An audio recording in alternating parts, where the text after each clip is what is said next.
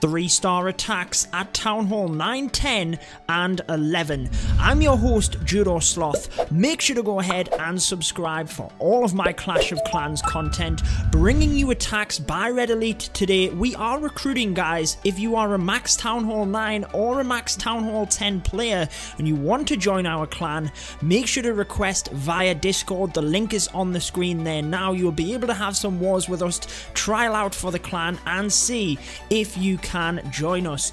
Getting into the first attack here, we have Jenny, and why I want to bring you this attack is really, I just love how it is selected for this particular base. You have seen my strategy at Town Hall 10, using the Valkyries to dive into the core. These ring style bases used to really be the meta at Town Hall 10 and 11, and using that strategy you could bump up and easily get the 2 stars and sometimes the 3. Now Jenny recognizing the base and hitting it here with that same strategy, not necessarily always used at Town Hall 9, but I wanted to show this because again, very nice base recognition.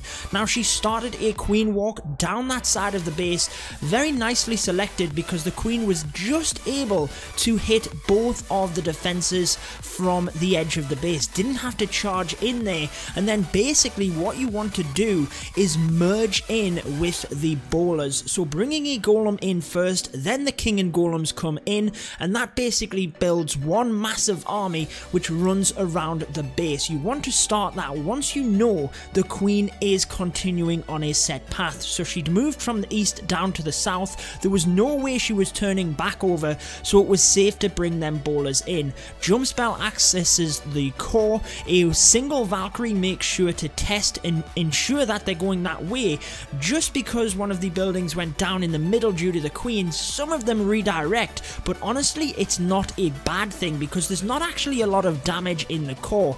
Unlike when you're hitting a Town Hall 10 or 11 with this strategy, there's only basically 2 expos in there, so that rage spell on just a couple of Valkyries sends them right through the other side of the base, and this is what turns it into a 3-star strategy. Thinking about the back end of the base as well, using that heal spell when the Valkyries grouped back together next to them splash damage defenses, just having all of that in mind towards the end of the raid is what you need to be planning when hitting the 3-star attack. So very nice there by Jenny. We do have some other Town Hall 9 attacks to show you, but let's move on up to a Town Hall 10 attack, in fact, which is none other than Bilbo Dragons. Bilbo was featured in my channel. He was, and still is, an absolute beast at 10v11. I'll link the video with him in the top right, but he selects the Bow Witch strategy for this base, and very nicely done as well. I will be sure to link my Bow Witch guide in the top right as well, but basically I've explained this strategy so many times, using the queen walk down one side of the base where it is free from air defense. Yes, there are some at the end of the base, but really towards the end we can use that ability. It's not really going to be an issue. A queen walk on the other side, Bow Witch, sorry, on the other side is quite easy in order to set the funnel here, and basically you need to be able to jump to both infernos. You can see the first jump spell provides access into the base and to that first inferno, whilst the second one provides direct access to the second inferno. And again, guys, that is what you need to be targeting at Town Hall 10. That is going to be your key focus really, and especially with them being on single, the witches come in very nice because the skeletons basically run off ahead, using them rage spells to help them through to distract them inferno towers. And this tends to be what happens, guys. You gut the core of the base with your main Bow Witch army, and your queen coming around the outside finishes off the defenses at the back end here in order to wrap up the 3-star attack. So you can see the bowlers actually get a little bit more value here than what they sometimes do in the core. Sometimes you will find that when you do this strategy, your bowlers in the middle will actually go down, but again at this point, look, healers swap onto the Bow Witch. If the Bow Witch had have gone down, the Queen had some healers. She's got her ability. There's no way she's not going to finish off these defenses. Make it a 3-star attack. Very nice at Town Hall 10 there by Bilbo Dragons. Let's move up to Town Hall 11 before we move back down and show you some other strategies and some other attacks from this war. Not quite over yet. We do have a tight one on our hands. It is 79 all. We have the advantage on percentage very slightly, but Spinning Giants here do have more attacks. I wouldn't be surprised if they come back and indeed nick it right at the end here. But we have one of our beast attackers, the Elf. You've seen him many times to hit up that last attack as well. And again, he's a Town Hall 11 beast. Wouldn't surprise me. You've seen him hit live on the channel. Town Hall 11 3-star attacks. Maybe we can get it done. Anyway, moving on to this base, you might have seen this design. I've seen this a bunch recently. Now, he takes advantage of this very nicely because there's not a lot of defense on the side here, a lot of trash buildings, so just a couple of bowlers and witches will get that down, whilst the bulk of them can come into the middle. Now, he relies on the fact here about his troops getting to the back end, but look at that. Is a pro jump spell placement. Absolutely brilliant. Gets the bowlers all the way through to that back end compartment. I mean, just look at how many bowlers and witches he has coming through the middle here, and that is just being able to funnel them into that initial compartment, get all that thick area of defenses down, and get that very successful jump spell in is what makes this the 3, guys. You can see plenty of bowlers and witches coming down to this bottom side Inferno. The top one does start to shred through the troops a little bit, but honestly, when you start getting down to the back end of the base here, it's very much like a Town Hall 9. We'll actually show you a witch slap strategy after this.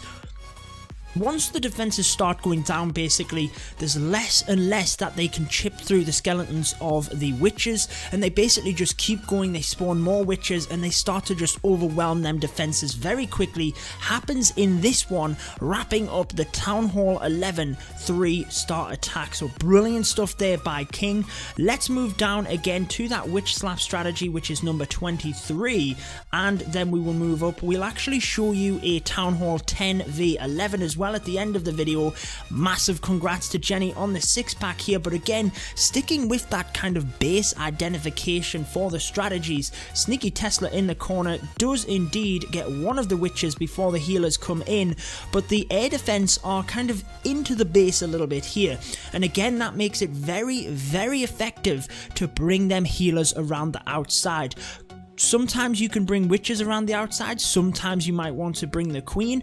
I prefer to bring the queen, again, because you can kind of use her on the back end of the base, but it all depends on what fire there is concentrated in the middle. There's quite a bit of point defense on the outside here, so she's not necessarily needed in the middle. A lot of people ask, how do we get the bowlers through a dragon in the CC? Honestly, it's easy, guys. 2 poison spells will take down a dragon, but sneak in some wizards there as well to help out. If you're not quite confident on your poison spell placement, get some wizards in there to help shut it down. I often take them in as kind of a plan B, to be honest.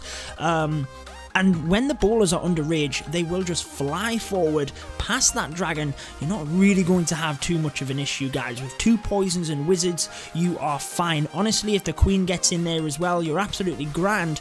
But on this one, using her around the outside of the base, again, because there's a fair bit of point defense on the outside, we can actually get a decent amount of value sending her around the outside. If the base was a bit more squashed, you might want to send her into the middle just to maximize that damage coming through the middle of the base instead of the perimeter. But there we are, another Town Hall 9 3-star attack. Let's move up to a Town Hall 10 attack, but on a base that doesn't have infernos. Now, honestly, we came across a lot of bases like this in this war. You might want to change your base, buddy, able to set off that giant bomb with just a single troop.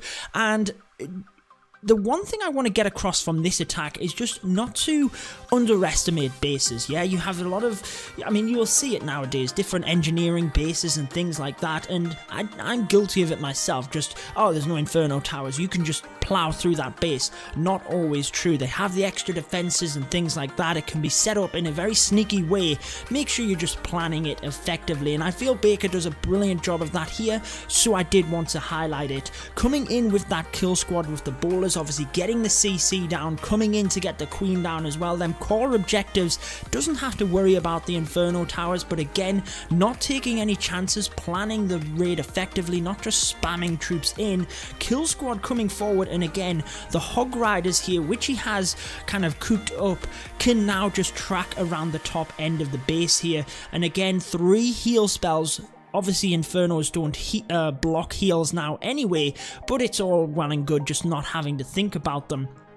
putting them over the areas with the splash damage. I mean, it seems common sense, right? But just think about where the damage is going to be. Once you've narrowed the base, you can see where the defenses are. You know exactly where the Hog Riders are going to go. Therefore, you know where the damage is going to be. You might have seen a scout attack. You know where the giant bombs are. Get a pre-heal on that spot. And again, towards the end of the base, I just love how many Hog Riders are left over. Sneaky Tesla in the corner reminds me of them troll bases where you used to leave a Tesla in the corner with kind of 2 giant bombs to finish off all of the Hog Riders as they went over. Not in this one. Baker getting it done, getting the 3 stars, and again helping us here at Red Elite. If you want to join us, make sure to check out that Discord link. Let's show you one more. Just as a Town Hall 10 v 11, make sure I get the correct number here. And I basically just wanted to show you how a lot of the time you see Town Hall 10 and 11, yes, it's important, but a lot of people forget about that easy percent and they just push into the base to try and get 50%. Now, the defenses are very difficult. Always think about the perimeter. If you can secure the Town Hall, focus on the perimeter. You might have seen my Baby Dragons and Valkyrie strategy, where you basically surround the base with Baby Dragons, use Valkyries to hit the Town Hall. This is clearly an anti-3-star base, kind of giving up the Town Hall, but use them lower, you know, your Town Hall 10s, or use that to secure the 2-star first, so that you can then get the 10s out the way, get the 9s out the way, and then use your 11s to focus on the 3-star attacks. Notice the minion at the top getting brilliant value as well. Never forget about them snipes. The archers, the minions can snipe off buildings, going to help with percent, can be used to create your funnel. But to finish what I was saying, often you can use a queen walk style strategy to snipe off that Town Hall, even if it's kind of still on the edge but just inside the base. You can use that, then surround the base itself. And I really like how he uses Valkyries here. Do not be tempted to jump them into the base. They're going to take more damage unless there's a section where obviously they can get huge value. Does bring in the king with some bowlers to kind of create a funnel, take out some of the defenses on the bottom here, but just look at all of the buildings on the outside here, and it's kind of easy for the Valkyries just to run from one building to the next. There's always room for improvement, guys. Unlucky that he didn't see these here, or he could have snuck one Valkyrie in to possibly take down 2 buildings. Gets the job done anyway. Again, doesn't run the Valkyries into the base, runs them right around the outside, and honestly that would maximize percent. Gets a little bit unlucky in terms of the CC, wasn't sure when to put the poison down because the queen was very low health, she was gonna go down anyway. Gets the job done, but I really wanted to highlight just thinking about how you're attacking the base to maximize percent as a 10 v 11. So I hope you enjoyed that one, guys. I'm your host Judo Sloth, and until next time, peace out.